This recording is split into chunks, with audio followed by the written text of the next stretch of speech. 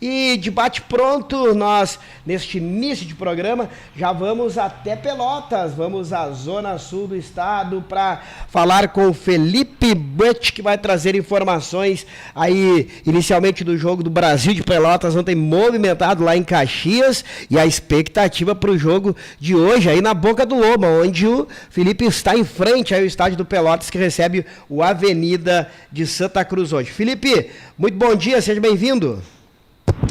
Bom dia, Celiomar. Bom dia a todos os ouvintes da Hora Vezes Esporte. Pois é, a gente vem aqui diretamente da Boca do Lobo hoje para comentar um pouco sobre esse jogo também e sobre tudo que cerca, né? Mas antes vamos começar, né, conversando sobre o jogo de ontem do Brasil, que a gente comentava, né, que o Brasil não tinha feito gol no campeonato ainda, que as partidas do Brasil não tinha gol, né? Ontem nós tivemos 6 gols na partida, né? A partida terminou 4-2 com o Caxias e que marcou, né, o primeiro gol do Brasil também, o primeiro gol que o Brasil sofreu, mas que infelizmente foi uma derrota, né, uma derrota até que assim, pelo placar, quando a gente olha, a gente pensa que foi uma derrota bem mais assim, emblemática do que de fato foi. O jogo foi bem disputado, né, o Brasil chegou a estar na frente durante até a virada do segundo tempo, né, mas infelizmente acabou cedendo os 3 gols e a derrota. Eu vou comentar agora um pouco mais detalhadamente sobre o jogo, né. O primeiro gol quem marcou foi o zagueiro Alisson do Caxias. A partir daí, o Brasil conseguiu um empate com o DG, depois a virada com o volante, que foi base do Internacional, o Juliano Fabro, que aí sim, fomos para o intervalo, né, com o Brasil vencendo, e com a torcida naquela expectativa, né, de que agora vai, né, vamos vencer o Caxias fora de casa, vamos conseguir os primeiros 3 pontos do campeonato e deixar isso para trás, né. Mas com o segundo tempo, a gente viu o Caxias melhorar bastante o desempenho, o Brasil não conseguir conter essa pressão, e aí foram 3 gols, né, primeiro do Iago, o segundo do Gustavo Nescau e o terceiro do Richard. Com isso ficou o placar, né, deu os números finais da partida, foi 4-2, o Brasil que agora né, se firma, né, na última colocação no seu grupo e que tem ainda pela frente uma partida contra o Internacional, além da próxima contra o São José, então a coisa para o Brasil fica bem mais tensa, porque agora a gente tem que começar a pensar, né, nesse quadrangular, na possibilidade, né, real desse quadrangular de disputa para a divisão de acesso.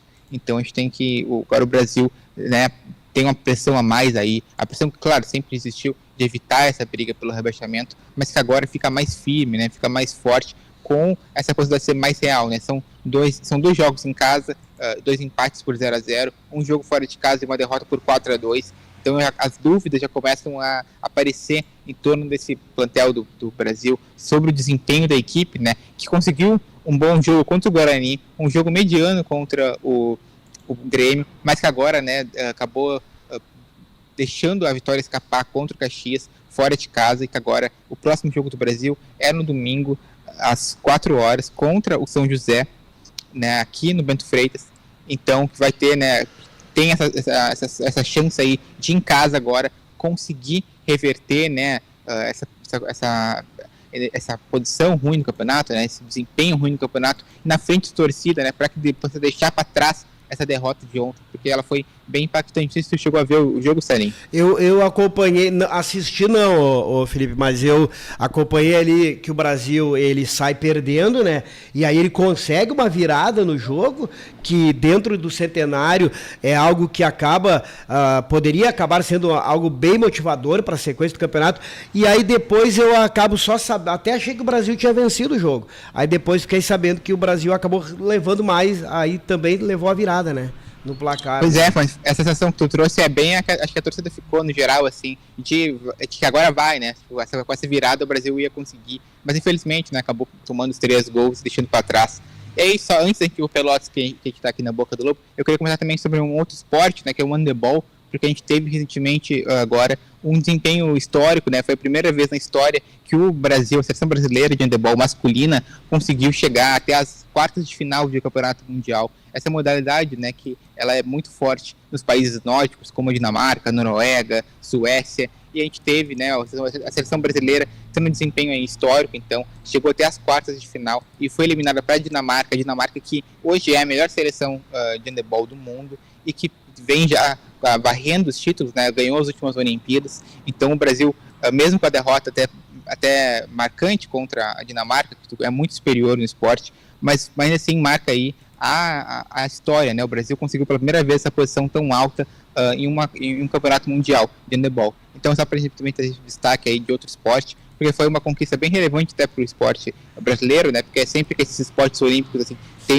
tem uma chance de conseguir um destaque, é importante também a gente ressaltar, porque é sempre um feito histórico, essas modalidades têm muito mais dificuldades para se progredir, né? Para avançar aqui no nosso país, que não enxerga tanto ela, né? O handebol até ele algumas décadas atrás até era mais forte aqui no Brasil, né, de escolas e ter times. Hoje é um esporte ainda um pouco menor, mas que, né, teve esse desempenho histórico. Bom, Felipe, só para nós trazer um adendo ali na questão do Brasil, que isso aí a gente vai seguir falando para projetar outras rodadas.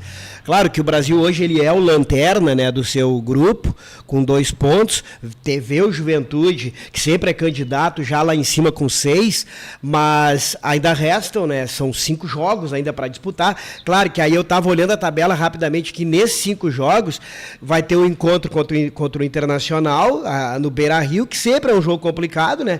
E tem o clássico Brapel, né? Que também é um jogo bem aberto. Então, a vida do Brasil, claro, que é bem difícil, mas daqui a pouco ele, mesmo que não obtenha uma classificação, ele consegue reverter para não ir para o quadrangular, né? Então, tem muita coisa para andar pela frente, mas que a posição é complicada, 3 jogos, 2 pontos apenas, é bem difícil, né? Pois é, a questão do desempenho, ela é o que mais impacta, assim, eu acho que essa visão mais pessimista em relação do que vai ser do Brasil daqui para frente é em relação um pouco do desempenho, né? Então, a gente sempre fica preocupado, claro, porque as equipes aqui do interior fazem pelo menos 4 anos que o Pelotas e o Brasil não jogavam a primeira divisão do estadual. Então, a gente fica com esse sinal de alerta um pouco mais ligado. Mas, é claro, como tu disse, essa questão do novo formato do campeonato, ele permite aí que nós temos muitas emoções até o final, né, dessas próximas 5 rodadas, mas o Brasil, como a gente também comentou, tem uns calendários aí mais difíceis, o grupo do Brasil, né, tem esse calendário mais difícil, porque enfrenta a dupla, né, Grenal, além do Caxias também,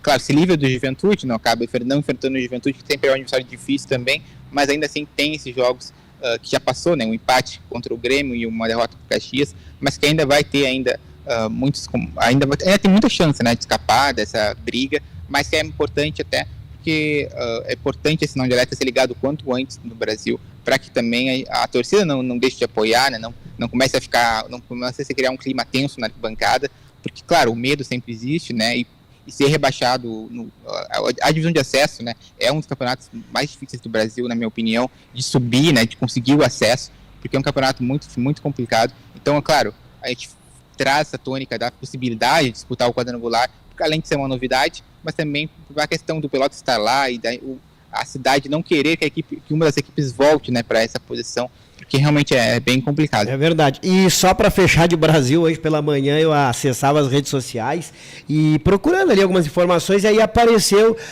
para mim no Facebook o goleiro Cássio, que foi goleiro do Pelotas, foi goleiro do Brasil, e aí fui dar uma olhada nas postagens dele, e numa delas estava ali cerca de 23 minutos de vídeo dos bastidores e alguns momentos de uma final da Copa, seria na época a Federação Gaúcha de Futebol, ela é já um pouquinho mais, tem um bom tempo já, não lembro agora o ano, mas o Cássio era o goleiro do Brasil, e mostra a chegada do torcedor chavante, como sempre, né? E o que me chamou a atenção para mim aqui, para nós, é que o Kleber Gaúcho, o Klebinho, que foi camisa 10 do Brasil, né? Que é cabacoense, que saiu aqui da Coab para fazer sucesso no Brasil, né? Ele estava naquele acidente que vitimou, né, 3 integrantes aí do Brasil de Pelotas, e ele estava no jogo, né? E aí me chamou a atenção o vídeo, um vídeo bem antigo, sabe? Mas muito legal, com a narração de algum narrador lá da Rádio Universidade, da RU, né? Então, legal, né? Sempre momentos bons, né? Sim, a torcida do Brasil tem essa característica, não só do Brasil, mas a que a gente está falando, né? Mas a do Brasil tem essa característica muito forte dessa festa, né? É sempre um momento muito bonito. A torcida daquela cidade, né, tem uma paixão muito grande. Então, principalmente, né? E já falando nessa festa, né? A gente já imagina a festa que vai ser aqui na Boca do Lobo, quando tiver o confronto, o primeiro Brapel aí. Vai ser na Boca do Lobo, né, Felipe? Vai ser na Boca do Lobo. E hoje, Felipe, qual é essa expectativa aí de torcedor? A gente sabe que houve uma mobilização, né? Será que o torcedor vai corresponder, vai comparecer ao estádio Boca do Lobo, que é bem localizado no centro aí, né, de Pelotas, né? Sim, a prefeitura já avisou que essa rua aqui atrás de mim, que é a Padre Anchieta, que fica aqui na Praça Dom Antônio Zátera, que fica do lado do estádio, né? Ela vai estar fechada, já prevendo, né, essa mobilização da torcida e a presença aqui no estádio. Então, a partir das 2h30 da tarde, ela vai estar fechada já para que a torcida possa se deslocar aqui, também preparar a festa para receber o ônibus do Pelotas, né? Que a entrada ela é aqui na minha direita pro estádio, né? Então, a princípio, assim, a festa vai ser grande, né? O Pelotas, apesar do horário do jogo, como a gente comentou, né? O horário do jogo ele não é o melhor para conseguir encher o estádio. Então, até pensando nisso também, e claro, pelo momento da equipe, trazer aqui pro estádio o máximo de torcedores possíveis. Eu não cheguei a encontrar nenhum torcedor aqui na volta ainda, claro, é um horário meio ruim, né? O pessoal ainda está trabalhando. Então, mas a movimentação aqui dos trabalhadores já está bem intensa, o pessoal saindo e entrando ali, porque, né, o jogo, como eu disse, vai ser às 8 horas, né, contra o Avenida, e que é aí a chance do Pelotas aí de conseguir, é a maior chance até então nesses jogos, o Pelotas conseguir uma boa vitória, e aí sim, né, despontar aí em busca de também deixar essa chance, né, do quadrangular de rebaixamento para trás, porque o Pelotas, né, ele tem aí um elenco que manteve algumas peças da divisão de acesso, mas que se reforçou bem com também um técnico mais novo, né, e que é o Ariel Lanzini, que tem aí, conseguiu um bom desempenho, e até apesar da derrota contra o Munsum, né, foi um pouco inesperada, né, dado o que foi o jogo, o Pelotas conseguiu ter um bom desempenho, e a gente vai ter que, né, hoje a gente vai poder acompanhar e ver até uma ideia melhor, assim, do que o Pelotas ainda tem, né, a torcida está bem satisfeita com alguns jogadores, pedindo, né, a gente consegue ver em publicações do Pelotas sempre, dizendo que a coisa não vai mudar se não tirar alguém, se não botar outro, então, claro, já tem esse clima, assim, um pouco de apreensão, de cobrança, né, em relação ao técnico, mas também com os jogadores,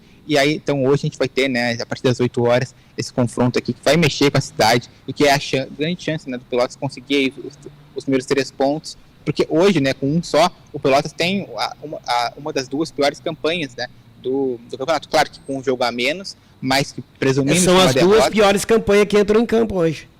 É verdade. Então, a gente tem aí então, mais essa questão, né, de ver quem vai ficar para trás nessa história. Claro, com um empate... E eu acredito, Felipe, que dentro da rivalidade Brapel, o torcedor chavante certamente gostaria de ver o Pelotas perdendo, né? Porém, o Avenida chegaria a 4 pontos. Aquele torcedor que pensa mais assim com a cabeça, não só com o coração, acredito que o melhor resultado hoje para terminar o jogo entre Pelotas e Avenida seria um empate. Ficaria todos que estão lá na parte de baixo da tabela com 2 pontos, ninguém acima e nem abaixo. Né? Porque o que vencer vai dar uma disparada. Mas a gente sabe que daí o torcedor, o que seca, por exemplo, que hoje, no caso, ontem foi o torcedor do Pelotas, hoje é o do Chavantes, faz parte. Vai pensar assim, não, mas é melhor que o Avenida ganhe, porque o Avenida vai perder pro Inter no final de semana, então ele para também. Tem todas essas questões que mexem com o futebol também, né? Claro, e é uma matemática que vai ficando complicada, né, com esses grupos que não se enfrentam, então que acaba que a gente tem que ficar acompanhando um outro e torcer. E aí, claro, a torcida vai ter que entender, vai ter que deixar um pouco de lado o coração para fazer a matemática e ver o que é melhor pro seu clube, né? Porque, claro, como a gente disse, né, tem esse novo formato do Gauchão que leva os 3 primeiros colocados e o melhor segundo para uma fase de mata-mata. Tem ainda o 5º ao 8º vai para a Taça Farroupilha, que eu dei uma olhada melhor, e ela é um mata-mata, então o 5º, e ela, né, seria só com esses clubes, Felipe, ou outros ingressariam nessa Taça Farroupilha, ou só os 4? Só os 4. Só os 4. Isso. São os 4, seria o 5º contra o 8º e o 6º contra o 7º. Então é um jogo rápido. E aí uma final depois, e aí sim valendo uma vaga na Copa do Brasil, que aí, claro, vale um bom recurso. Vale muita coisa. É verdade. Então, até porque também mudou-se a regra da Copa do Brasil, né, a partir desse ano, o empate da primeira rodada não é mais vantagem para o clube do clube de maior ranqueamento, né, no caso que joga fora de casa, geralmente. Então o empate agora vai para os pênaltis, o que é também um pró para essas equipes do interior que acabam indo jogar esse campeonato, porque muitas vezes chegavam lá, né, tinha um jogo na sua casa por ser o menor ranqueado, empatavam e eram eliminadas, né. Então agora vai ter mais essa chance ainda de conseguir essa vitória, essa classificação que é milionária, né, que consegue dar uma ajuda muito grande para esses clubes do interior. Né? A gente tem um grande exemplo aí, por último, que é do Guarani de Bagé ali, que ele consegue saldar a folha de quase todo ano, né? Com uma fase da Copa do Brasil, que já é importante, né? Pois é, e só a participação, tanto nela quanto a Série D, mudou o patamar do clube, assim, nesse ano, né? A gente está vendo aí patrocínios, né, muitos patrocínios novos. O quadro de sócios deles quebrou recorde, eu não tenho o número de cabeça, mas eles é a maior quantidade de sócios que o clube conseguiu arrecadar em pouco tempo assim, na história. Então o Guarani, por exemplo, mudou completamente. A gente já viu também aqui situações em épocas que o Brasil estava numa situação um pouco pior, também ia até a Copa do Brasil para o Chavante, né? Foi um diferencial também muito grande, porque permitiu, né, que o Brasil conseguisse arrecadar mais dinheiro, também aparecesse mais, né, porque a gente teve recentemente também um jogo contra o Atlético Mineiro na Copa do Brasil, que acabou sendo eliminado no Brasil, mas que trouxe a equipe mineira até aqui na cidade, então que mexe, né, que traz esse jogo nacional para o interior, né, faz uma diferença gigante, até na questão do público mesmo. Sim, verdade. Bom, Felipe, então vou ficar na expectativa. Hoje, 20 horas, Pelotas e Avenida. Amanhã, na participação, a gente traz aí as informações, o desfecho desse jogo. E para a Zona Sul, importante que o Pelotas vença. Eu não vou dizer isso para o torcedor Chavante, que lógico que ele não vai concordar, mas para um todo, né, para Pelotas também, eu acho muito importante para a cidade que tanto Pelotas quanto o Brasil pudessem sair dessa situação e se manter no futebol aí de elite do Rio Grande do Sul, para seguir também, né? Sempre é importante para a cidade aqui, para a nossa Zona Sul. Não, com certeza. Então a gente torce, é claro, para as duas equipes consigam vencer, né? Porque assim a rivalidade fica de lado, né? Com os dois vencendo aí, claro, no Brapel que vença melhor, mas que nas outras partidas que os dois vencem, para a gente consiga deixar para trás mesmo essas chances, né, da disputa pelo quadrangular, para que a gente tenha aí mais papéis nos próximos anos, porque é um jogo assim que já foi antigamente, foi uma época anterior violento, né? Mas que hoje é bonito, que é uma rivalidade que cresceu com o tempo, né? Cresceu futebolisticamente, né? Então agora a gente tem na parte esportiva um papel muito mais legal, muito mais bonito, e que a gente espera, né, que esse ano, que vai ser aqui na Boca do Lobo, aproximadamente no dia 8 de fevereiro, vai ser, né, um grande jogo. Então a gente vai estar também, é claro, cobrindo aqui tudo quando o jogo for se aproximando. Vamos estar de volta aqui para tentar trazer essa atmosfera da cidade, né, desse confronto que não acontece há muitos anos. E aí amanhã, é claro, a gente traz tudo que aconteceu aqui no jogo contra o Avenida, mas também aí alguns destaques em relação às contratações, porque o Brasil e o Pelotas ainda estão buscando reforços. O Brasil tem 2 jogadores aqui na cidade já, que ainda faltam documentos e não tiveram seus nomes divulgados. A gente vai estar esperando aí, acompanhando para ver se já saíram essas 2 novas contratações até amanhã, né, para que aí sim a gente traga mais detalhes a respeito delas, também de mais informações no Pelotas. Então, claro, a gente volta amanhã aí com todas as informações do jogo de hoje e também das novidades aí que cercam a dupla Brapel. Beleza, valeu, Felipe, obrigado pela participação aí, uma excelente tarde aí de quinta-feira e até amanhã então com mais uma participação aí da Zona Sul. Com certeza, um bom trabalho aí para o time, até amanhã e um bom dia. Valeu, tá aí, Felipe Buetti lá de Pelotas.